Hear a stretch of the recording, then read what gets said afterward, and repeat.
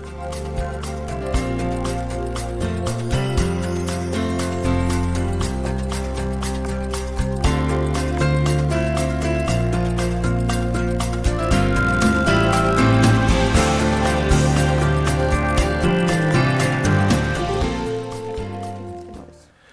সকাল টিনা। শুভ সকাল আজমির। দর্শক শুভ সকাল, কেমন আছেন? নিশ্চয়ই ভালো আছেন, আমরাও ভালো আছি জানেন, এবং আমরা সবসময় ভালো থাকি কারণটা হচ্ছে আমরা আপনাদেরকে ভালো রাখার চেষ্টা করি। শুরু করছি যমুনা টেলিভিশনের প্রতিদিন সকাল বেলার আয়োজন সকালের বাংলাদেশ। আমার নাম আজমির হাসান কনক এবং সাথে আমি টিনা নন্দী আছি। 1 ঘন্টা ধরে থাকবো এবং আজকে শনিবার, যাদের ছুটির দিন, কালকের মতোই তাদের আজও অলমোস্ট আনন্দেরই দিন, যেহেতু অফিস যাওয়ার তাড়া নেই। তাই জন্য অবশ্যই পছন্দের পানীয় কাপটা নিয়ে আমাদের সাথে বসে যান, কারণ আমরা এখানে বসে আছি আপনার সাথে আমাদের সকালটা শেয়ার করার জন্য। ঠিক তাই, আর শুধুমাত্র সকালের বেলার অনুভূতি শেয়ার করতে বা সময়টা শেয়ার করতেই নয়, শেয়ার করতে সারা দেশের নানা রকমের আয়োজন, নানা রকমের প্রস্তুতি, একই সাথে যে সেগমেন্টগুলো রয়েছে আমাদের সবসময় থাকে যেগুলি, সেগুলো শেয়ার করার জন্য আমরা বসে আছি। এবং আপনারা জানেন যে প্রতিদিন সারা দেশে নানা রকমের আয়োজন থাকে এবং আমরা এই আয়োজনের কিছুটা অংশ আপনাদের সাথে শেয়ার করে থাকি। আজকেও তার ব্যতিক্রম হচ্ছে না। টিনা নন্দী এবং আজমির আপনাদেরকে জানিয়ে দিচ্ছে সারা বাংলাদেশের কোথায় কি হচ্ছে। তবে তার আগে আপনাদেরকে বলতে চাই যে যদি আপনারা চান আপনার এলাকার কোনো ঘটনা আমাদেরকে জানাতে এবং সেটা আমরা টেলিভিশনে জানাই, সেটা যদি আপনার ইচ্ছা হয়ে থাকে, তাহলে সেই সংবাদটি আমাদেরকে কিন্তু ইনবক্স করতে পারেন facebook.com/সকালের বাংলাদেশ। এটি আমাদের অফিসিয়াল পেজ এবং এখানে কিন্তু আমরা 24/7 অ্যাক্টিভ থাকি। এখানে আপনি জানাতে পারেন, আমাদের টিম এটি অবশ্যই বিবেচনা করে দেখবে। টিনা, কি বলো? অবশ্যই তাই, এবং যে খবরটা আমাদেরকে দিচ্ছেন, যে আয়োজনের কথাটা জানাচ্ছেন, একটু মাথায় রাখবেন ওটা যেন অথেন্টিক হয়। মানে আমরা যেহেতু সারা দেশবাসীর সাথে ওটা আবার শেয়ার করে দিচ্ছি, তাই জন্য আপনার গুরু দায়িত্ব এটা, যে ঠিক সংবাদটা আমাদের কাছে পৌঁছানোর। ঠিক তাই, তাহলে আর দেরি করছি না, চলুন আমরা শুরু করি সারা বাংলাদেশের আয়োজন নিয়ে আমাদের যে সেগমেন্টটি টুডেইজ ডায়েরি, সেটাই। বাংলাদেশ শিল্পকলা একাডেমির উদ্যোগে নাট্যকলা ও চলচ্চিত্র বিভাগের ব্যবস্থাপনায় সাহিত্য নির্ভর নাট্য উৎসব শেষ হচ্ছে আজ সন্ধ্যে 6টা থেকে আজ সন্ধ্যে 6টা থেকে 8টি নাটকের প্রদর্শনী রয়েছে। আর এতে দেশের 64টি জেলা শিল্পকলা একাডেমির 64টি সাহিত্য নির্ভর নাটক কিন্তু মঞ্চস্থ হতে যাচ্ছে। বাহ, চমৎকার একটি আয়োজনের কথা জানলাম। আবারও একটা ঢাকার আয়োজনের কথা জানাচ্ছি। আজ শেষ হচ্ছে মোমেন্টারি হিস্টোরিজ শিরোনামে ধানমন্ডির বেঙ্গল শিল্পালয় আয়োজিত বাংলাদেশি আমেরিকান শিল্পী নিয়ামুল বাড়ির একক চিত্রকর্ম প্রদর্শনী। বেলা 12টা থেকে রাত 8টা পর্যন্ত এটি চলবে। এবারে একটু চট্টগ্রামের দিকে যাচ্ছি। আজ চট্টগ্রাম শিল্পকলা একাডেমি মিলনায়তনে সন্ধ্যে 7টায় নান্দি মুখের নাটক তবুও মানুষের প্রদর্শনী রয়েছে। অমল রায়ের কেননা মানুষ অবলম্বনে নাটকটির রচনা এবং নির্দেশনা দিয়েছেন অভিজিৎ সেনগুপ্ত। এবার একটা সিলেটের খবর জানাতে চাই। শাহজালাল বিজ্ঞান ও প্রযুক্তি বিশ্ববিদ্যালয় হ্যান্ডবল গ্রাউন্ডে চলছে শেখ রাসেল স্মৃতি ফুটবল টুর্নামেন্ট 2014। এতে বিশ্ববিদ্যালয়ের মোট 14টি দল অংশগ্রহণ করছে। প্রত্যেক দিন বিকাল 4টা থেকে শুরু হচ্ছে এটি। এবার সিলেট এবং শিশু, এই দুটি নিয়েই আমরা একটা আয়োজনের কথা বলবো। শিশুরা সাজাবে নতুন পৃথিবী, এই স্লোগানকে সামনে রেখে আজ শেষ হচ্ছে অ্যানিমেশন কার্টুন উৎসব বাংলাদেশ 2014। সিলেট শিল্পকলা একাডেমি মিলনায়তনে সকাল 10টা থেকে রাত 9টা পর্যন্ত কিন্তু এই আয়োজনটি চলতেই থাকবে। বাহ, এবার একটা সাতক্ষীরার উদ্যোগের কথা জানাচ্ছি। সকাল 9টায় সাতক্ষীরা শিল্পকলা একাডেমিতে বাংলাদেশ কলেজ শিক্ষক সমিতির সাতক্ষীরা জেলা শাখার ত্রিবার্ষিক সম্মেলন। এখানে প্রধান অতিথি হিসেবে থাকবেন মৎস্য ও প্রাণী সম্পদ প্রতিমন্ত্রী নারায়ণ চন্দ্র। বেলা 12টায় ডুমুরিয়ার শহীদ জোবায়েদ আলী মিলনায়তনে বাল্যবিবাহ রুখতে এই আলোচনা সভার আয়োজন রাখা হয়েছে। খুবই চমৎকার এই আয়োজনটিও, এবং আশা করছি এই ধরনের আয়োজনের ফলে কিন্তু নানান রকমের সামাজিক সমস্যা দূর হবে। নড়াইলে চলে যাচ্ছি, এবং নড়াইলে যে আয়োজনগুলো আজকে রয়েছে তার মধ্যে রয়েছে আজ SM সুলতান ফাউন্ডেশন এবং জেলা প্রশাসনের উদ্যোগে আজ চিত্রা নদীতে গ্রাম বাংলার ঐতিহ্যবাহী নৌকা বাইচের আয়োজন করা হয়েছে। নৌকা বাইচ উপভোগ করার জন্য সবাইকে আমন্ত্রণ জানানো হয়েছে। বাহ, এটাও একটা বেশ ভালো উদ্যোগের কথা আমরা জানালাম। নৌকা বাইচ মানে আমাদের এখন টুকটাক করে মাঝে মাঝেই শোনা যায়, এটা কিন্তু চমৎকার একটা, মানে হারিয়ে যেতে যেতে মানুষের মধ্যে হয়তোবা আবার একটুখানি তাজা হয়েছে। হ্যাঁ, এবং কখনো কি দেখেছো তুমি একদম হ্যাঁ, আমি প্র্যাকটিক্যাল? নৌকা বাইচ দেখেছি এবং আচ্ছা। আমি প্রচন্ড মানে উৎসাহী হয়ে, মানে আমি যখনই শুনতাম এখানে নৌকা বাইচ, আমার সম্ভব হলে আমি চলে যেতাম। খুব মানে ভালো, আমিও কাছে দেখেছি। আশেপাশে হলে আমি অনেক দেখেছি, অনেকবার দেখেছি। ঠিক তাই, আমরা সবাই নৌকা বাইচ দেখেছি, আপনারাও দেখেছেন নিশ্চয়ই। আপনারা পত্রিকাটাও দেখেছেন, কিন্তু যারা পত্রিকাটা দেখেননি তাদের জন্য আমাদের চোখে এখন দেখাবো পত্রিকা, আমাদের কানে শোনাবো আজকে সংবাদের শিরোনামগুলো। আচ্ছা, শুরুতেই আমি শুরু করছি প্রথম আলো দিয়ে। প্রথম আলোর শিরোনাম যেটা পড়তে চাই সেটা হচ্ছে কেরানীগঞ্জের 2 থানার হিসাব, 1.5 মাসে 35 লাশ, অজ্ঞাত 17। এটা জানাচ্ছে দৈনিক প্রথম আলো। গুপ্ত হত্যা নিয়ে একটা সমীক্ষা এখানে দেখানো হয়েছে। আর এরপরে ডান দিকে একটা সচিত্র প্রতিবেদন, এটা হচ্ছে বন্যা পরিস্থিতির খবর। যেটা বলছে সেটা বলছে 3 স্থানে যমুনার বাঁধে ভাঙন, 8 জেলায় বন্যার অবনতি। আর এরপরে মগবাজার হত্যাকাণ্ডের খবর বলছে মগবাজারে গুলি করে 3 জনকে হত্যা, মামলা হয়েছে, গ্রেপ্তার নেই। এটাও জানাচ্ছে প্রথম আলো। আর এরপরে আচ্ছা, আজকে একটা দিবস রয়েছে, সেটা পড়ে শেষ করতে চাই। এটা বলছে আন্তর্জাতিক গুম প্রতিরোধ দিবস আজ, গুম ব্যক্তিদের স্বজনদের নিয়ে সম্মেলন ঢাকায়। এর ওপরে মানে এটাকে বেস করেই প্রথম আলো শিরোনাম করেছে, যেটা বলছে 35 লাশ আর অজ্ঞাত 17, 1.5 মাসে। এই তো রয়েছে দৈনিক যুগান্তর, সেখানে একদম চোখের সামনে দেখতে পাবে টিনা যে বড় বন্যা পরিস্থিতি নিয়ে একটি রিপোর্ট করা হয়েছে, এবং একদম শুরুতেই নিচের দিকে রয়েছে বগুড়ার বাঁধ ভেঙে তলিয়ে গেল শতাধিক গ্রাম, এবং সিরাজগঞ্জে রিং বাঁধে ধস। খুবই দুঃখজনক বিষয়টি। এবং তার ডান দিকে রয়েছে একটা পলিটিক্যাল নিউজ, এবং সেটি হচ্ছে গিয়ে বিএনপির কৌশল পরিবর্তন এবং আপাতত জনস্বার্থ ইস্যুতে আন্দোলন। তার ডান দিকে উপরের দিকে রয়েছে 4 মিনিটের কিলিং মিশন, মূল হোতা ধরা পড়েনি, এটা মগবাজারের ট্রিপল মার্ডার ইস্যু। এবং তার নিচে রয়েছে শুধু 2 লাখ টাকার জন্য, এরকম একটা সংবাদ। আর তার পাশেই রয়েছে সাব্বির সালেহীন দেখেছে মায়ের নির্মম মৃত্যু। খুবই দুঃখজনক, খুবই দুঃখজনক। তোমার কাছে কি আছে? আচ্ছা, এরপরে দৈনিক ইত্তেফাক আছে। ইত্তেফাকের বাদিক থেকে শুরু করতে চাই, সচিত্র প্রতিবেদন এবং বন্যা পরিস্থিতি নিয়ে। বলছে বগুড়া কুড়িগ্রামে বাঁধ ভেঙে বিস্তীর্ণ এলাকা প্লাবিত। আর এরপরে ডান দিকে যেটা পড়ছি সেটা হচ্ছে ওরা চায় জীবনের নিশ্চয়তা, জেনেভা ক্যাম্পগুলোতে ভারতীয় উদ্বাস্তু। এটা সপ্তাহের যে বিশেষ প্রতিবেদন থাকে ইত্তেফাকের, সেটা জেনেভা ক্যাম্প নিয়ে করেছে একটা। আর এরপরে গত 2-3 দিনের আলোচিত ইস্যুগুলো পড়তে চাই। শিশু চুরির ঘটনা নিয়ে দৈনিক ইত্তেফাক জানাচ্ছে শিশু চুরির ঘটনায় রিমান্ডে 2 নারী। আর এরপরে মাওলানা ফারুকী হত্যা নিয়ে বলছে শনাক্ত করা যায়নি ঘাতকদের, মাওলানা ফারুকী হত্যা। আর এরপরে যেটা পড়তে চাই মগবাজারের খুন নিয়ে যেটা বলছে ইত্তেফাক, সেটা বলছে জমি নিয়ে দ্বন্দ্বের জেরে মগবাজারে 3 খুন, কালাবাবু পলাতক, 2 চাচিকে জিজ্ঞাসাবাদ। এই তো। আচ্ছা, দৈনিক সমকাল রয়েছে আমার হাতে, এবং দৈনিক সমকালে প্রধান শিরোনামটা এই বন্যা পরিস্থিতি। এখানে লেখা আছে গভীর রাতে বাঁধ ভেঙে বন্যা, বগুড়ায় তলিয়ে গেছে 1/2 গ্রাম। খুবই মানে খারাপ অবস্থা তাদের। এখানে একটা চালের উপরে বালিশ এবং কাপড় চোপড় শুকানো হচ্ছে টিনা, এরকম একটা দৃশ্য আছে। এবং একদমই টিন বরাবর, ছাদ বরাবর একটা নৌকা সেখানে দেখা যাচ্ছে। আর তার ডান দিকে রয়েছে 5 হত্যাকাণ্ডের ধরন একই, উগ্রপন্থীদের দিকে সন্দেহের তীর।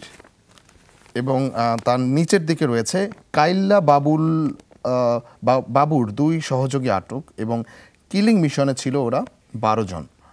এটা হচ্ছে গিয়ে মগবাজারের ট্রিপল মার্ডার ইস্যু।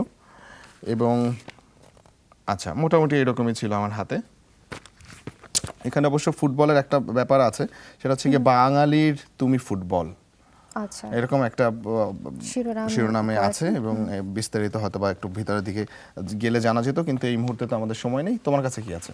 আচ্ছা, এরপর আমি দ্য ডেইলি স্টার আছে আমার কাছে। দ্য ডেইলি স্টারের শিরোনামগুলো একটু জানিয়ে দিই। ডেইলি স্টার বন্যা পরিস্থিতি নিয়ে শিরোনাম করেছে, গুম হত্যা নিয়েও শিরোনাম করেছে।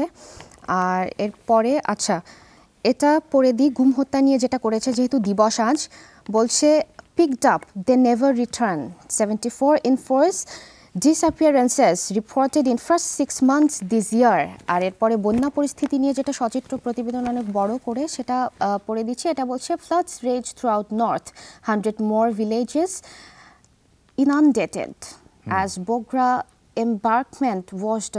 embankment washed away erosion takes alarming turn নদী ভাঙন ইরোশন বলছিল ইরোশন টেক্স অ্যালার্মিং টার্ন মানে নদী ভাঙনের অবস্থা আসলেই শঙ্কা করার মতন সেটাই টিনা এবং একই সাথে এটাকে অ্যালার্মিং বলছে দ্য ডেইলি স্টার এবং বগুড়া সহ সারা দেশে যে পরিমাণ মানে বন্যার পানিতে ক্ষতিগ্রস্ত হচ্ছে মানুষ তাতে সত্যি আমাদের মানবতায় সাড়া মিলছে অনেকেই কিন্তু মানবতা নয় এটা তো ইকোনমির সাথেও জড়িয়ে যেহেতু আমাদের মানে একদমই নর্থ সাইড বলছে নর্থ সাইডে এত বেশি মানে বন্যার পানিতে কেউ চলাফেরা পর্যন্ত করতে পারছে না কৃষি জমি ডুবে গেছে ঘরবাড়ি ভেঙে গেছে ওনাদের কৃষি জমি না থাকলে এটা তো দেশের ইকোনমিতে একটা বড় প্রভাব ফেলবে ঠিক তাই কিন্তু এই বিপদে আমাদের পাশে দাঁড়ানো উচিত এবং আমরা হয়তো বা পাশে দাঁড়াবো কারণ যেটা মাঝে মাঝে বলে যে পুরো বাংলাদেশটা একটা পরিবার এবং বাংলাদেশের প্রতিটা জনসংখ্যা এই পরিবারের একজন করে সদস্য যাই হোক অবশ্যই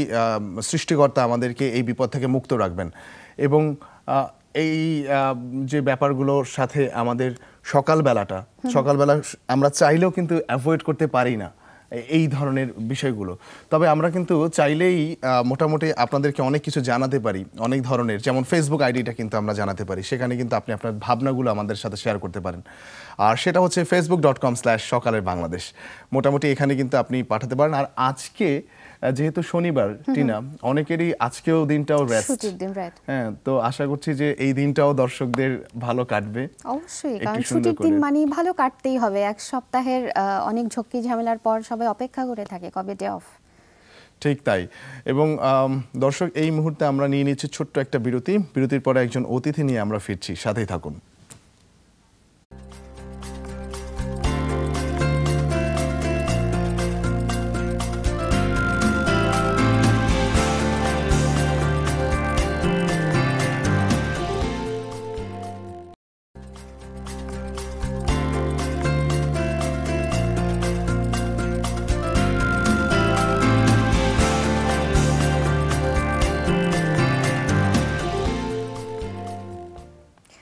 আরও একবার আমন্ত্রণ আমাদের এই আয়োজন সকালের বাংলাদেশে আর বলেই গেছিলাম একজন অতিথি নিয়ে ফিরছি আজমির আর আমি তো রয়েছি আপনার সাথে আমাদের অতিথিও রয়েছেন আজমির আলাপ করিয়ে দেবে হ্যাঁ আজকে আমরা যে অতিথিকে আমন্ত্রণ জানিয়েছি একজন সম্মানিত অতিথি একজন সাহসী মানুষ এবং একজন যোদ্ধাও যিনি কোনো প্রতিবন্ধকতাকে তিনি প্রতিবন্ধকতা দেখে থমকে যাননি যিনি ফেস করেছেন বললে প্রতিবন্ধকতা তাকে থামিয়ে রাখতে পারেনি সেটাও কথা এবং একই সাথে তিনি নানা রকমের বাধা ভেঙে একটা পর্যায়ে এসেছেন এখন মানুষের জন্য কাজ করছেন তিনি হচ্ছেন Bhaskar Bhattacharya programme manager and focal person DAISY ICT আমরা কথা বলবো তার সাথে দাদা শুভ সকাল কেমন আছেন শুভ সকাল আপনাদের ধন্যবাদ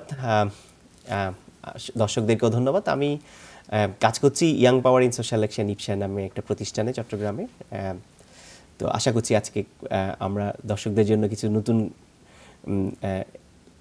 তথ্য দিতে পারবো হ্যাঁ সেটি আচ্ছা দাদা এখানে তো ওয়েলকাম ও করেই দিলাম একটু আমার পক্ষ থেকে আমরা একটু লাইট মুড থেকে শুরু করি যেহেতু সকালবেলায় আমাদের এই আয়োজন থাকে সবাইকে একটা কোয়েশ্চেন করা হয় ইন কমন যে সকালবেলার অভ্যাসটা কিরকম আসলে আর আপনি যেহেতু চট্টগ্রামে থাকেন ওখানকার সকাল অনেক সুন্দর আসলে বিশ্বাস করুন বা নাই বা করুন আমি সকালে ঘুম থেকে উঠে প্রথমে আমার ইমেলটা দেখি মোবাইল ফোনে আচ্ছা কারণ আমার কাছে আসলে ভালোই লাগে মানে এটা ভালো লাগে বলেই দেখি আমাকে কেউ দেখতে বলেছে তা না ফেসবুকটা দেখি যে আসলে কি অবস্থা কারণ আসলে এটা কিন্তু এখন কিন্তু আর আমরা বাংলাদেশ নিয়ে ভাবছি না আমরা কিন্তু সারা পৃথিবী নিয়ে ভাবছি সুতরাং আমরা যখন ঘুমিয়ে থাকি অন্য দেশের মানুষরা তখন কাজ করে সুতরাং তারা কি বললো কি লিখলো সেটা আগে দেখিনি সত্যি হচ্ছে ঘুম থেকে উঠে আমি কিন্তু ঈশ্বরকে আগে বেশি ডাকতাম এখন ঈশ্বরকে ডাকার আগে ইমেলটা দেখিনি তারপর ঈশ্বরকে ডাকি আচ্ছা এই ক্ষেত্রে একটু দর্শকের উদ্দেশ্যে একটা কথা বলে নেই কিনা দাদা একটা কথা বলি দর্শক আজকে আমাদের যে ভাস্কর দা যিনি গেস্ট হিসেবে আছেন তিনি কিন্তু আমাদের মতো এরকম করে আমরা যারা সবগুলো ইন্দ্রিয় নিয়ে কাজ করতে পারি সেটার কিন্তু ওনার সুযোগ হয় না উনি চোখে দেখতে পান না কিন্তু সেটা তার জন্য কোনো প্রতিবন্ধকতা নয় তিনি এই যে বললেন যে ঘুম থেকে উঠেই তিনি ইমেল চেক করেন এবং সারা বিশ্বে কি হচ্ছে সেটা সকালবেলায় উনি জেনে যাচ্ছেন এবং তিনি পড়াশোনা করেছেন ঢাকা ইউনিভার্সিটিতে। আর একটা কথা বলতে চাই যে তিনি এখন যে কাজ করছেন সেটা চট্টগ্রাম ইউনিভার্সিটিতে। আচ্ছা, উনি চট্টগ্রাম ইউনিভার্সিটিতে পড়েছেন এবং তিনি কিন্তু আরেকটি কাজ এখন করছেন যেটা সম্পর্কে আমরা বিস্তারিত দাদার কাছ থেকে জানবো। শুধু একটু আমি হিন্টস দিয়ে যাই, সেটা হচ্ছে দৃষ্টি বন্ধীদের জন্য তিনি কিন্তু কমিউনিকেশন, তারপর হচ্ছে গিয়ে যে আইটি, ইনফরমেশন টেকনোলজি, এই সব কিছু নিয়ে কিন্তু উনি কাজ করে যাচ্ছেন। বাকিটা আমরা দাদার মুখ থেকে শুনবো। হ্যাঁ দাদা, আমরা একটু সর্বপ্রথম ডেইজি নিয়ে একটু জানতে চাই যে ডেইজি জিনিসটা কি এবং এটার কাজ কি। হ্যাঁ, আমি ডেইজি বলার আগে একটু বলে রাখি, আমি কিন্তু আমার আসলে অনেকটা বড় যেটি শিক্ষার যে বিষয়টি সেটা হচ্ছে আমি জাপানে কিন্তু পড়াশোনা করেছি। Information communication technology one of the আমার সাবজেক্ট ছিল। আর ডেইজি হচ্ছে ডিজিটাল অ্যাক্সেসেবল ইনফরমেশন সিস্টেম। এটা একটা আন্তর্জাতিক মানদণ্ড অর্থাৎ স্ট্যান্ডার্ড, যার মাধ্যমে আপনি বইকে এমনভাবে করতে পারবেন যাতে করে সবাই সেটি পড়তে পারবে। সে যে দেখতে পেলেও পড়তে পারবে, দেখতে না পেলেও পড়তে পারবে। এই ডেইজি স্ট্যান্ডার্ডের মাধ্যমে আপনি অ্যাক্সেসেবল ইবুক করতে পারবেন, যেটি আপনার অ্যান্ড্রয়েড ফোনে আপনি বাজাতে পারবেন। আপনি এটাকে ফুল টেক্সট, ফুল অডিও, মাল্টিমিডিয়া বই করতে পারবেন, যাতে করে আপনি পড়তেও পারবেন, শুনতেও পারবেন। এটাকে দিয়ে আপনি ডিজিটাল ব্রেইল করতে পারবেন, যারা দৃষ্টি প্রতিবন্ধী শিশুরা আছে তারা ব্রেইল পড়তে পারবে বা অন্যরা ব্রেইল পড়তে পারবে। তো এটি আসলে একমাত্র একটা প্রতিবন্ধী শিশুদের জন্য এবং অন্যদের জন্য সবার উপযোগী বই তৈরি করার জন্য এটি একটা আন্তর্জাতিক মানদণ্ড। আচ্ছা, বাহ, আমরা শুনলাম ডেইজির কথা। এখন একটু আমি যেটা মানে কৌতূহল বশত জিজ্ঞেস না করে পারছি না, যে বাচ্চাটা দেখতে পায় না ও কিভাবে দেখবে এটা, নাকি ও শুধু শুনে শুনে পড়বে? আসলে এখন কিন্তু প্রযুক্তি অনেক এগিয়ে গেছে।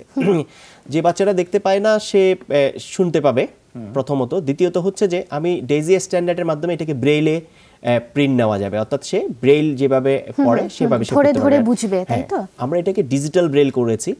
আমি পরে বলবো যে আসলে আমরা কি করেছি। ডিজিটাল ব্রেইলের মাধ্যমে সেটা ব্রেইল পেইন্ট করা যাবে এবং সে শুনতে পারবে।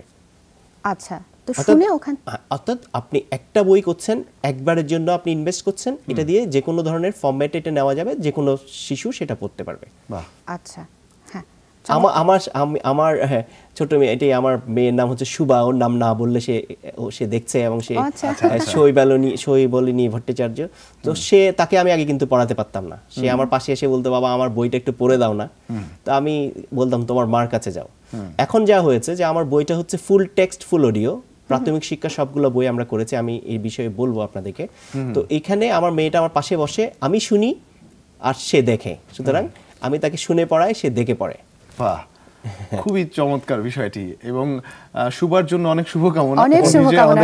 এখন দেখছো হয়তো শুভা, সেটাই আমাদের অসংখ্য শুভকামনা থাকলো তোমার জন্য। এবার যেটা জানতে চাই, এটা কি আপনারা করেছেন? হ্যাঁ, আসলে ব্যাপারটা দাঁড়াচ্ছে যে আমরা ডেইজি নিয়ে কাজ করছি প্রায় 10 বছর। আসলে বিষয়টা মানুষ না বোঝা, যার কারণে আমরা কিন্তু তেমন একটা যে সবার সহযোগিতা পেয়েছি তা না। রিসেন্টলি আমরা প্রধানমন্ত্রী কার্যালয়ের ইনোভেশন গ্রান্ট আমরা পেয়েছি। এটি প্রায় 20 লক্ষ টাকার মতো একটা অ্যাওয়ার্ড মানি।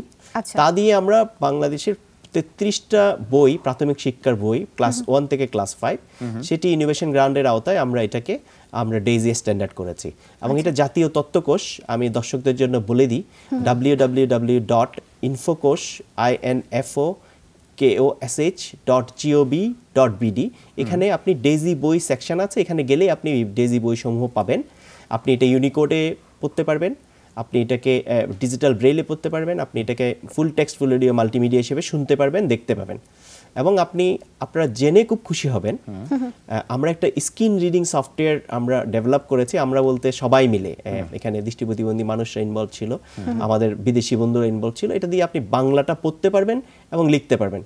এই বিষয়টা আমি প্রথমবারের মতো মিডিয়াতে বলছি যে তো আশা করি যে আমাদের যারা দৃষ্টি প্রতিবন্ধী বন্ধুরা যারা শুনছো, তোমরা এই এনবিডিএটা ডাউনলোড করে নিতে পারবা একদম বিনামূল্যে। এটা ওপেন সোর্স এবং তোমরা জাতীয় তথ্যকোষেও এটি পাবা।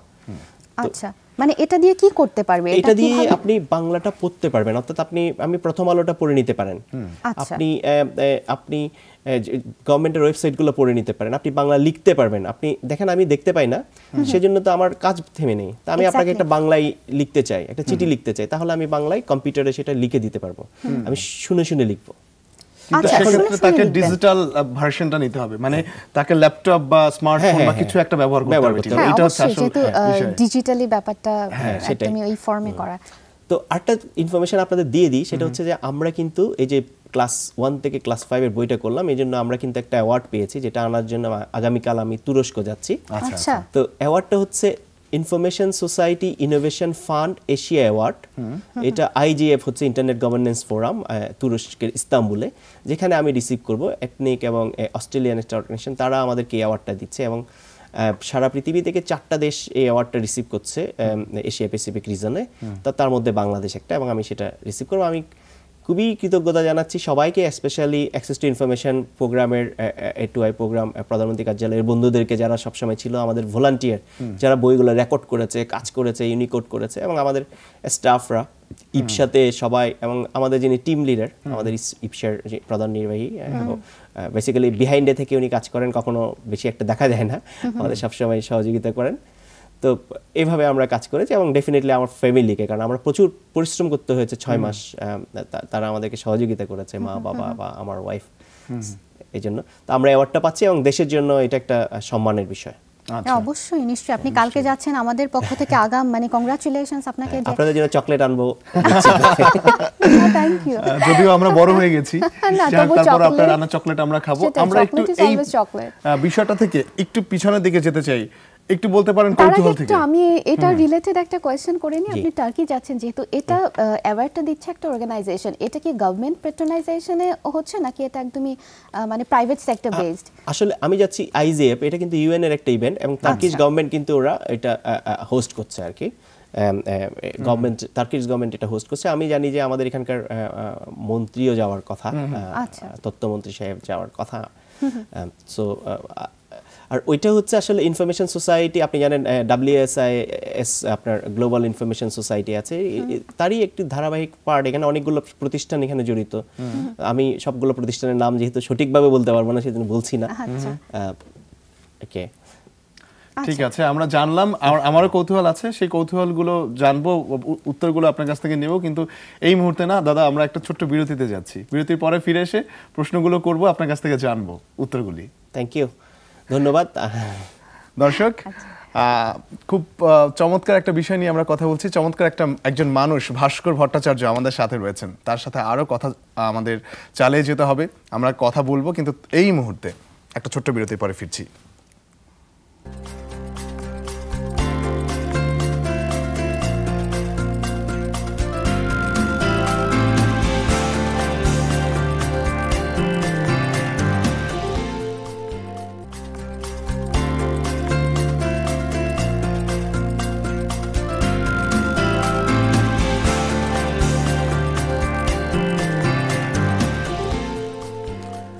বিরতির পর ফিরে এলাম। সকালে বাংলাদেশ দেখছেন। যমুনার পর্দায় আমাদের সাথে সম্মানিত অতিথি Bhaskar Bhattacharya, programme manager and focal person, DAISY ICT। কথা বলবো তার সাথে।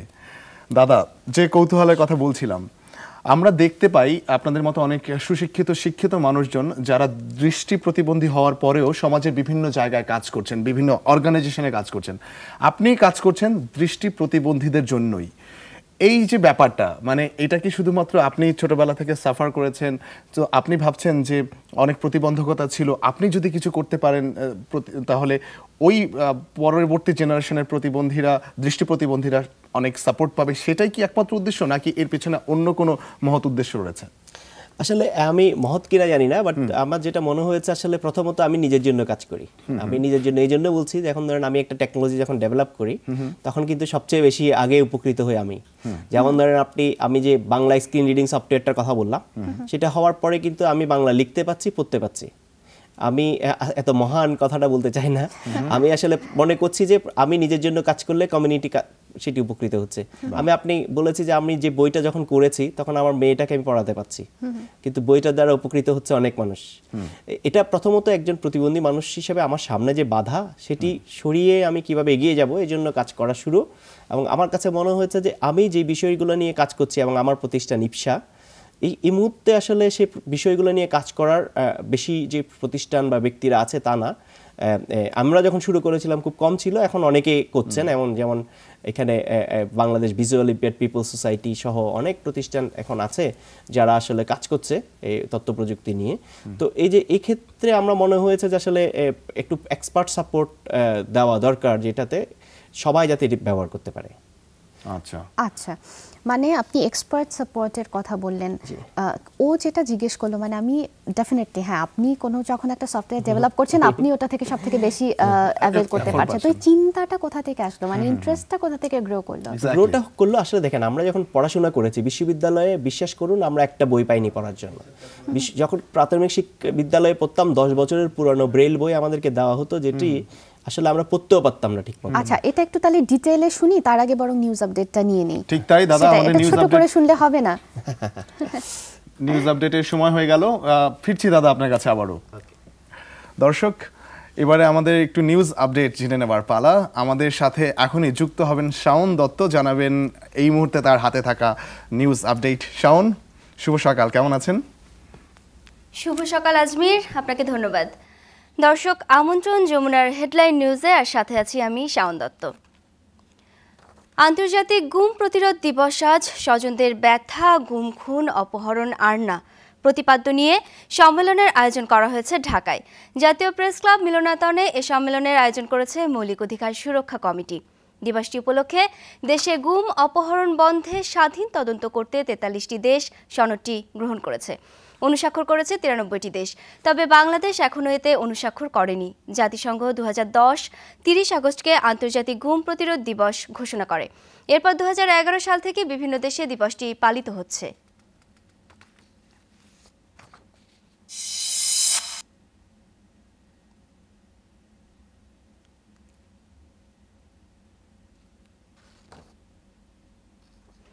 মাওলানা ফারুকী হত্যার 2 দিন হতে চললেও তদন্তে কোনো অগ্রগতি হয়নি, পুলিশ পায়নি কোনো ক্লুও। নিরাপত্তাজনিত কারণে চট্টগ্রামে জানাজার জন্য ফারুকীর মরদেহ নেওয়া হচ্ছে না, তবে জুম্মার নামাজের পর ঢাকায় জাতীয় ঈদগাহ ময়দানে তার জানাজা অনুষ্ঠিত হয়। আজ পঞ্চগড়ে পারিবারিক কবরস্থানে তাকে দাফন করা হবে।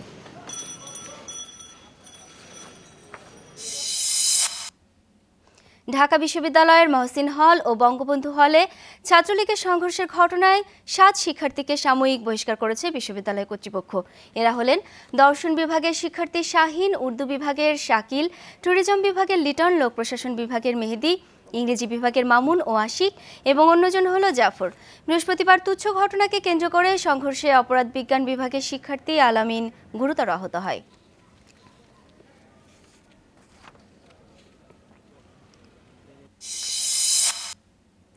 রাজধানীর গুলশান ও বারিধারা এলাকায় অভিযান চালিয়ে বিপুল পরিমাণ মাদক জব্দ করেছে র্যাব।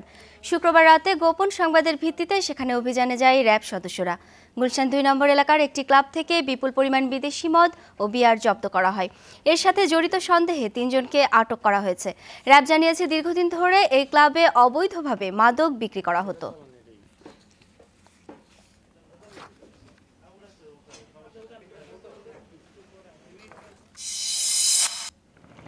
নদ নদীর পানি বেড়ে যাওয়ায় অপরিবর্তিত রয়েছে দেশের সার্বিক বন্যা পরিস্থিতি। লালমনিরহাটের ডালিয়া পয়েন্টে তিস্তার পানি এখনও বিপদসীমার উপরে প্রবাহিত হচ্ছে। একই অবস্থা কুড়িগ্রামে ব্রহ্মপুত্র নদ ও সিলেটে সুরমা নদীর। তবে সারিয়াকান্দি ও সিরাজগঞ্জে বন্যা পরিস্থিতি অপরিবর্তিত রয়েছে। যমুনায় নতুন করে পানি না বাড়লেও এখনও প্রবাহিত হচ্ছে বিপদসীমার উপরে। ঘাঘট ও ব্রহ্মপুত্র নদে পানি না বাড়ায় অপরিবর্তিত রয়েছে গাইবান্ধা, জামালপুরে বন্যা পরিস্থিতি।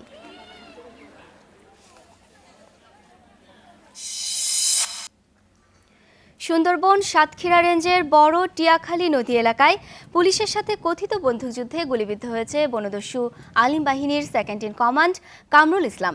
আহত হয়েছে পুলিশের আরও 3 সদস্য।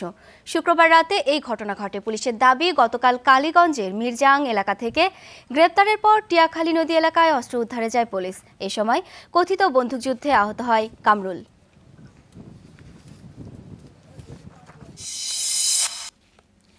পরপর 2টি বিপর্যয়ের ধাক্কা সামলাতে 6000 কর্মী ছাঁটাইয়ের সিদ্ধান্ত নিয়েছে মালয়েশিয়া এয়ারলাইন্স। পরিবর্তন আনা হবে প্রধান নির্বাহী পদেও।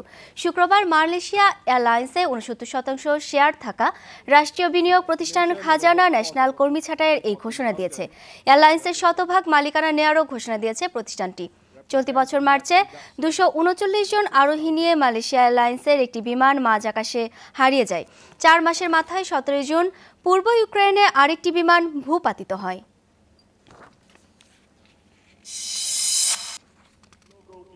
ইসলামাবাদের পাশাপাশি আরও 4 শহরে এবার অবস্থান কর্মসূচির ঘোষণা দিলেন তেহরিকে ইনসাফ নেতা ইমরান খান। শুক্রবার রাতে এক জনসভায় এ কর্মসূচি ঘোষণা করেন তিনি। এ সময় ইমরান খান সুইস ব্যাংকে পাচার করা 20,000 কোটি রুপি ফিরিয়ে আনারও প্রতিশ্রুতি দেন। এর আগে সেনাপ্রধানের মধ্যস্থতা নিয়ে ধোঁয়াশা সৃষ্টিরও সমালোচনা করেন তিনি। চলমান সংকট সমাধানে সেনাপ্রধানের মধ্যস্থতায় আলোচনায় বসতে রাজি হয় পিটিআই নেতা ইমরান খান ও পিএটি নেতা তাহরিল কাদরি। কিন্তু শুক্রবারই জাতীয় পরিষদে পাক প্রধানমন্ত্রী ঘোষণা দেন সরকার ও বিরোধীদের মধ্যস্থতায় সেনাপ্রধানকে আমন্ত্রণ জানানো হয়নি। দর্শকদের বাঁধ ভাঙা উচ্ছ্বাসের পরও এশিয়ান গেমসে নিজেদের দ্বিতীয় প্রীতি ম্যাচে নেপালের কাছে হেরে গেছে বাংলাদেশ অনূর্ধ্ব 23 দল।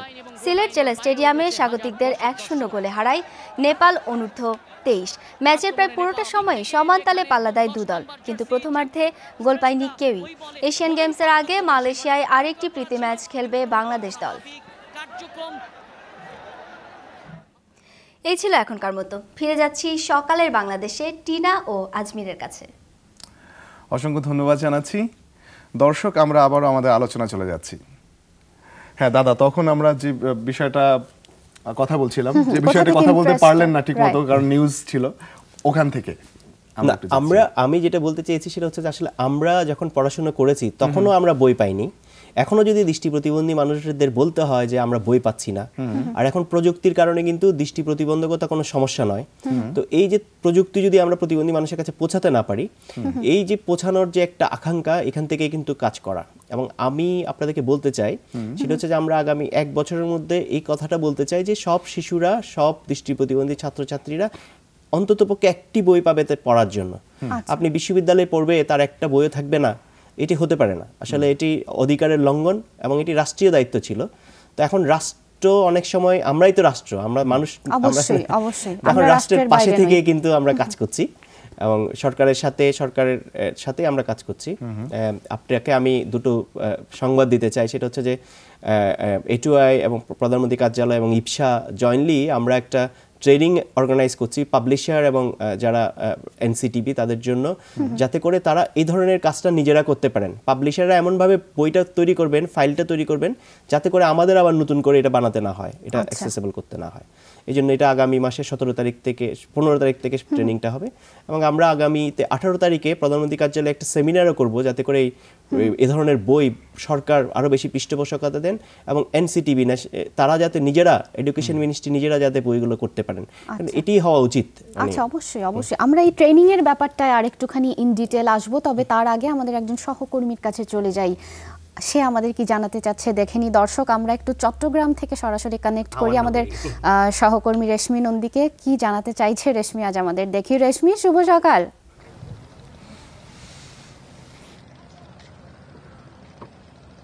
শুভ সকাল টিনা। আমি আসলে কেউ জানাতে চাইছি না, আমি আসলে আপনাদের মাধ্যমে চট্টগ্রামের কিছু সুন্দর জায়গা দর্শকদের দেখাতে চাইছি। আর আজমির আর ভাস্কর দাকেও শুভ সকাল। আমি এখন যেখানে দাঁড়িয়ে আছি সেটা হচ্ছে কর্ণফুলী নদীর পাড়। জানা তো অবশ্যই আছে যে কর্ণফুলী হচ্ছে চট্টগ্রামে যেটাকে বলে রক্তধারার মতো, ব্লাড লাইন। এবং এখন আমার পেছনে যেটা দেখা যাচ্ছে সেটা মূলত আসলে কর্ণফুলী ড্রেজিং প্রকল্পের একটা অংশ, যেখানে পাড় বাঁধাই করা হয়েছে এবং একটা সৌন্দর্য সৃষ্টি করার জন্য কিছু একটা করা হচ্ছে, মানে যাতে করে হচ্ছে এই জায়গাটাকে পাড় বাঁধাইয়ের পর আসলে লোকজন আকর্ষণ করে এবং এখানে এসে লোকজন তাদের সময়টা উপভোগ করতে পারে। যেহেতু নগরের ক্ষেত্রে এরকম হয় যে বেড়ানোর জায়গা, ঘোরার জায়গা খুব কম, তারপরেও এখন এইখানে যে অবস্থা বা কর্ণফুলী নদীর এই যে পাড় বাঁধাইয়ের পর যে একটা স্থিত অবস্থা হয়েছে, এখন কিন্তু বিকেলের দিকে এই জায়গায় প্রচুর মানুষ আসে। আর তারপরে আমার এই সাথে আছে কর্ণফুলী সেতু। এটাও আমি নিশ্চিত যে সবার কাছে খুব পরিচিত, কিন্তু নতুন করে সকালের বাংলাদেশে সকালবেলা আবার দেখাতে চাইছিলাম আসলে। আর এই নদী তো আসলে অসাধারণই সবসময়ই, তবে সকালবেলার একটা অন্যরকম আমেজ থাকে। আর এখানে মূলত আমার আশেপাশে যে কিছু বড় নৌকা অপেক্ষা করে আছে, সেগুলো আসলে ফিশিং ট্রলার যাকে বলে, মাছ ধরার এবং ভাটার জন্যই কিছুটা থেমে আছে বলা চলে। জোয়ার আসলে এগুলো আবার চলে যাবে এবং মাছ আহরণ করে আনবে আমাদের জন্য। মূলত কর্ণফুলীর বিভিন্ন ঘাটে এই ধরনের মাছ ধরার বোটগুলো থামে। আর যেটা হচ্ছে যে এই যে অসাধারণ একটা দৃশ্য, এই যে নদী, এই যে ট্রলারগুলো দাঁড়িয়ে আছে কিংবা লাইটারের জাহাজ, এই সব কিছু মিলিয়ে নদীর যে সৌন্দর্য আমরা দেখছি, আসলে মানে সকালবেলা আমি এখানে এসে সেটাই ভাবছিলাম যে যতটা সুন্দর লাগছে, নদীকে আসলে ততটা সুস্থ কিনা। আমরা সবসময় ওটা বলি যে নদী না বাঁচলে আমরা আসলে বাঁচবো না, কিন্তু যেটা হয় যে নদী ধীরে ধীরে নাব্যতা হারাচ্ছে। আর সেই সাথে তো আছেই দুই পার দখল হয়ে যাওয়া, বর্জ্যতে দূষিত হওয়া থেকে শুরু করে নদীর সুস্থতা এখন আসলেই প্রশ্নবিদ্ধ। তারপরেও কি হয় যে যতটুকু বাকি আছে নদী তার নিজস্ব মহিমায়িত যে সৌন্দর্য আমাদেরকে দিচ্ছে, তারও বিপরীতে যদি আজকে সকালবেলা এই সুন্দর নদীটাকে দেখে কারো যদি এইটুকু মনে হয় যে এই নদীটাকে আর নষ্ট করব না, এই নদীটাকে আর ধ্বংস করব না, এই নদীটা আমাদের জন্য খুব জরুরি, তাহলে আমার মনে হয় যে সকালের বাংলাদেশের এই যে আমি দেখাতে চাইলাম আমার সুন্দর একটা জিনিস কর্ণফুলী নদীটাকে, সেটা কিছুটা সফল হবে। টিনা?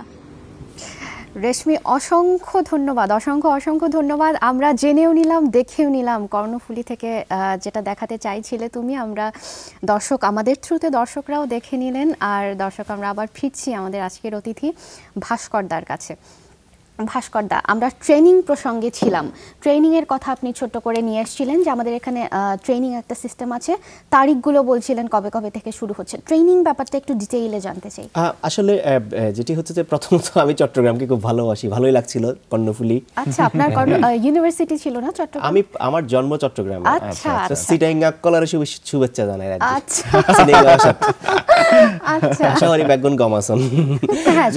আসলে প্রশিক্ষণটা অত্যন্ত গুরুত্বপূর্ণ। দেখুন, একজন দৃষ্টি প্রতিবন্ধী মানুষ উনি আসলে কি করে কম্পিউটারটা চালাবেন, কি করে তার মোবাইল ফোনে সফটওয়্যার দিয়ে সে SMS কিংবা সব কাজ করতে পারবেন, কি করে ইন্টারনেটে ব্রাউজ করবেন, কি করে উনি ফেসবুক ব্যবহার করবেন, এই বিষয়গুলোতে আমরা প্রশিক্ষণ দিই। তবে এখন আমরা ভাবছি যে দৃষ্টি প্রতিবন্ধী মানুষটা প্রোগ্রামিং কি করে করবেন, কি করে তারা ওয়েব ডিজাইন করবেন, সফটওয়্যার কি করে বানাবেন, এই বিষয়গুলো নিয়ে এখন প্রশিক্ষণ দেওয়ার সময় এসছে। কারণ আমাদের এখন শত শত দৃষ্টি প্রতিবন্ধী ছেলে মেয়ে তারা কিন্তু এখন কম্পিউটার ব্যবহার করছে। তাদের পেছনে থাকে একটা ল্যাপটপ, হ্যাঁ, তার মোবাইল ফোনটাতে সফটওয়্যার থাকে যেটা দিয়ে সে সব কিছু করে নিতে পারে। আপনি বুঝতেও পারবেন না সে যখন আপনার সাথে ফেসবুকে চ্যাট করবে। আমার প্রায় 250 ছেলে মেয়ে আমরা ইপসা থেকে ট্রেন আপ করেছি, যাদের অনেকে বিভিন্ন প্রতিষ্ঠানে কাজ করছে। তো আর বাকি যে প্রশিক্ষণের কথাটা বললেন সেটা হচ্ছে যে আমরা পাবলিশারদের জন্য একটা প্রশিক্ষণ অ্যারেঞ্জ করছি। এটা প্রধানমন্ত্রী কার্যালয়ের অ্যাক্সেস টু ইনফরমেশন প্রোগ্রাম তারা এবং ওয়াইপো, ডেজি কনসোর্টিয়াম এবং ইপসার একটা যৌথ উদ্যোগ। আমরা চাইছি যে পাবলিশাররা এমন করে বইটা তৈরি করবেন যাতে করে আমাদের নতুন করে কিছু করতে না হয়, যাতে করে দৃষ্টি প্রতিবন্ধী সহ সবাই সেটি ব্যবহার করতে পারে। এবং এটি করতে পারলে কিন্তু তারা আন্তর্জাতিক মার্কেটও পাবেন। কারণ আপনি দেখেন এখানে ই-বুক একটা বড় বিষয়, আপনার কিন্ডেল কিংবা আপনার অ্যাপলের বিভিন্ন বুক স্টোরে এগুলো যেতে পারে, গুগল প্লে স্টোরে যেতে পারে। সো এটা একটা আন্তর্জাতিক মার্কেটও কিন্তু পাবে। অর্থাৎ ইন্টারন্যাশনালি অ্যাকসেপ্টেড একটা স্ট্যান্ডার্ড হচ্ছে ডেজি, এবং ডেজির পরে আমরা ভাবছি ইপাপ 3। এই বিষয়গুলো নিয়ে আসলে আমাদের আগামী যে আমি প্রশিক্ষণটার কথা বললাম যেটা প্রধানমন্ত্রী কার্যালয় হোস্ট করবে, এবং বেসিস এখানে জড়িত আছে। বাংলাদেশ, আপনারা জানেন বেসিস হচ্ছে সফটওয়্যার এবং টেকনোলজি নিয়ে যারা কাজ করে তাদের একটি নেটওয়ার্ক। আশা করছি আমরা ভালো কিছু করতে পারবো এবং আমরা এটার জন্যই কাজ করছি। আমরা বলতে চাই 2015 সালে যে অন্ততপক্ষে প্রতিবন্ধী ছেলে মেয়েদের হাতে বই আছে, তারা বই পড়তে পারছে। আমরা যেটা পাইনি তারা সেটা পাবে। এটি করতে না পারার কোনো কারণ নাই, এটার জন্য অনেক টাকারও প্রয়োজন নাই, শুধু সদিচ্ছা এবং একটা সহযোগিতা দরকার গভর্নমেন্টের এবং অন্যদের যারা এটার সাথে জড়িত। বাহ, চমৎকার একটা উদ্যোগ। এবং আমরা এটাও চাই পাশাপাশি যে যারা ফিজিক্যালি কোনো একটা অংশ থেকে হলেও ডিসেবল, তাদেরকে যেন এই প্রতিবন্ধী শব্দটাই উচ্ছেদ হয়ে যাক, আসলে সেটাই চাই। কারণ মানে এরা কোনো অবস্থাতেই প্রতিবন্ধী নয়। কারণ এখন ডিজিটালি এত অ্যাডভান্স যদি একটা বাচ্চা হয় যে চোখে দেখতে পায় না, তাহলে কোন অবস্থাতে কোন কন্ডিশনে আমি তাকে প্রতিবন্ধী বলবো, তাই না? সেটাই। দর্শক, দাদা আপনাকে অসংখ্য ধন্যবাদ, আপনি আমাদের সাথে ছিলেন। আমার মনে হয় সারা বাংলাদেশ আমাদের যতজন রয়েছে না চোখে দেখতে পান না, ওনাদের বাবা মায়েরা আজকে বোধহয় খুব স্বস্তি পেল যে না ঠিক আছে, ওদের ফিউচার এভাবে করে বিল্ড আপ করতে পারবে। আপনি তাদের উদ্দেশ্যে কিছু বলতে চান? আসলে আমার বাবা মা অনেক বেশি দুশ্চিন্তার মধ্যে ছিলেন। ডাক্তাররা বলতেন যে কিছু টাকা পয়সা রেখে দাও, ডিপোজিট করে কি হবে তাকে দিয়ে। আমার মাকে দেখতাম যে উনি মাঝে মাঝে কান্নাও করতেন। এখন আমার বাবা মা আমাদের নিয়ে গর্ব করে, গ্রামে গিয়ে আমার বাবা সবাইকে দেখান যে দেখো আমার ছেলে, এই যে প্রথম আলোতে নিউজ আসছে। তো এখন এটি আমার কথা বলছি এই জন্য, কারণ হচ্ছে অন্যদেরও একই অবস্থা হওয়ার কথা, কারণ ইতিমধ্যেই অনেকের হচ্ছে। দৃষ্টি প্রতিবন্ধকতা কোনো সমস্যাই নয় আসলে। বিশেষ করুন আপনি ইন্ডিয়াতে ব্লাইন্ড প্রোগ্রামারদের দাম অনেক বেশি। আমি দৃষ্টি প্রতিবন্ধী যারা প্রোগ্রামার আছে তারা অনেক ভালো কাজ করে। তো আমাদের দেশেও এখন আমরা এটি এক্সাম্পল স্থাপন করছি। তবে আমি সরকারকে অনুরোধ করব, আপনাদের কিন্তু একটা দায়িত্ব আছে যে আমাদেরকে প্রতিবন্ধী মানুষদেরকে, দৃষ্টি প্রতিবন্ধী মানুষদেরকে একটু বড় জায়গায় নিয়ে যাওয়া। যে আপনারা মিডিয়াতে আমাদেরকে ডেকে আনছেন, অনেক মানুষ দেখছে। আগে আমরা দেখতাম যে প্রতিবন্ধিতা মানে হচ্ছে যে এক ধরনের একটা করুণা, দয়ার কোনো বিষয় নাই। আমি আপনাকে দিতে পারবো, আমি বলতে পারি গভর্নমেন্টে যারা কাজ করছেন বা অন্য বড় বড় প্রতিষ্ঠানে যারা প্রতিবন্ধীদের নিয়ে কাজ করেন, অপ্রতিবন্ধী মানুষরা যারা ভাবেন আমরা পারি না, আমি তাদেরকে চ্যালেঞ্জ করে বলতে পারি যে আমরা অনেক ক্ষেত্রে অনেক চেয়ে ভালো পারি, এবং শুধু আপনারা বিশ্বাস করেন না যে আমরা পারি না, সেই জন্যই আপনারা আমাদেরকে নেন না। যদি আপনারা যদি বিশ্বাস করেন যে আমরা পারি, তাহলে কিন্তু আমরা পারি, সেটা আমরা প্রমাণ করেছি, এবং শুধু জাতীয়ভাবে না আন্তর্জাতিকভাবে প্রমাণ করেছি। ঠিক তাই, একদম মানে মুখের উপর এটা অনেক বড় একটা উত্তর। দাদা আপনাকে অসংখ্য ধন্যবাদ আমাদের সাথে ছিলেন। দর্শক, আমরা একটা বিরতিতে চলে যাচ্ছি। আর যারা শুনলেন দাদার কথা, আমার মনে হয় এটা আমাদের জন্য শিক্ষা ছিল। তাই জন্য আমাদের মাইন্ডসেটটা একটুখানি চেঞ্জ করার দরকার, যে আমরা প্রতিবন্ধীদেরকে প্রতিবন্ধী কোণঠাসা ওই ব্যাপারটা যেন আমাদের মাথার মধ্যেই না থাকে। ঠিক তাই, আমাদের একটা সংক্ষিপ্ত বিরতিতে যেতে হচ্ছে, কিন্তু দাদা আপনাকে আমার পক্ষ থেকেও ধন্যবাদ। নিশ্চয়ই আবারও দেখা হবে, কথা হবে, এবং আরো বেশি সফল হন আপনি, এটা প্রত্যাশা আপনার প্রতি। দর্শক, আমরা ফিরছি এবং আজমিরকে একটু সময় দিতে হচ্ছে, কারণ আজমিরের পরে একটা গুরু দায়িত্ব রয়েছে, ওয়েদার আপডেট জানিয়ে দেবে আমাদেরকে। সাথেই থাকুন, ফিরছি।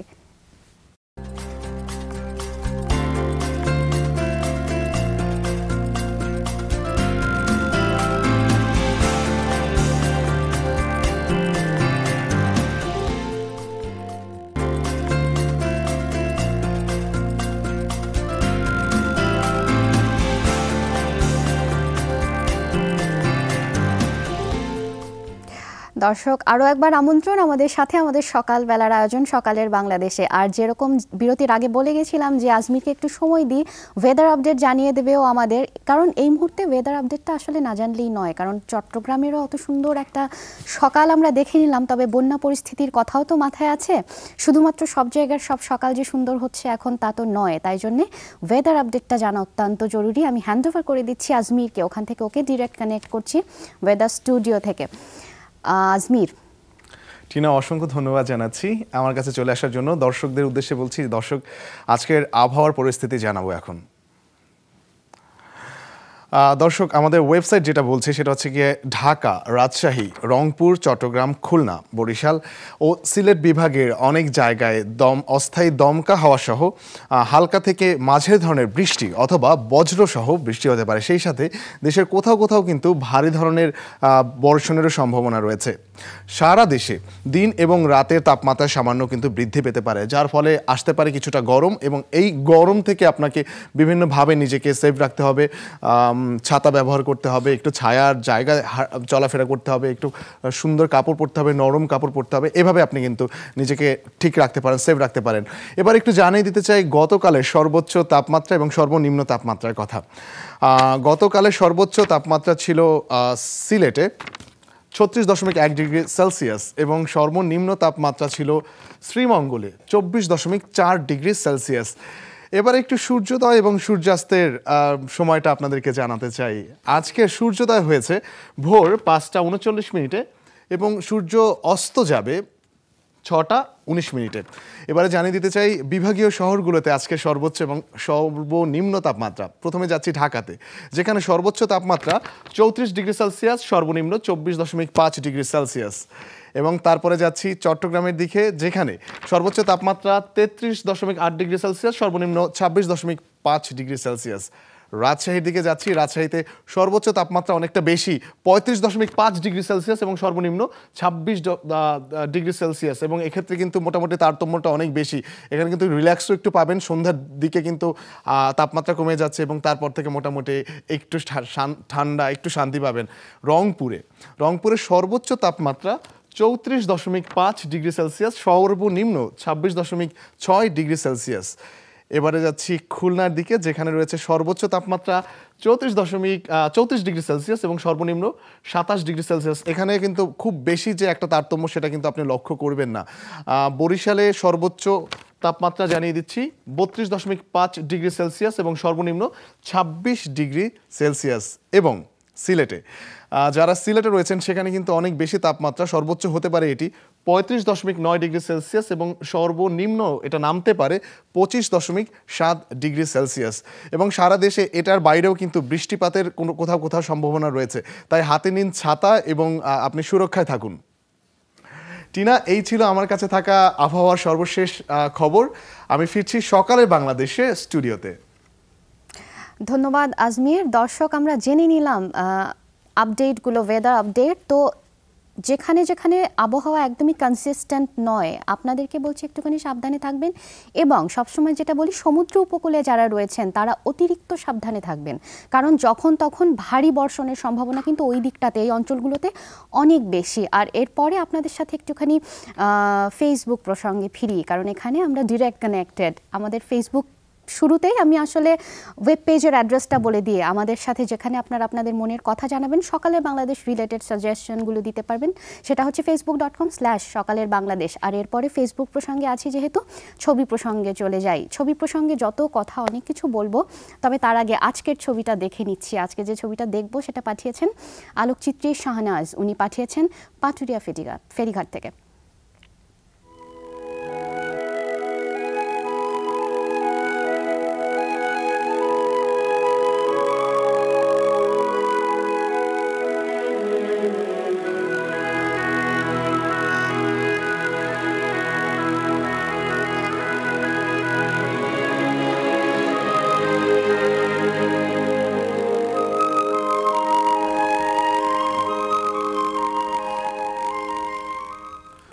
বাহ, চমৎকার একটা ছবি দেখে নিলাম। আজমিরকেও আমাদের মধ্যে ফিরে পেলাম আমাদের প্রোগ্রাম স্টুডিওতে। Ajmer, welcome back.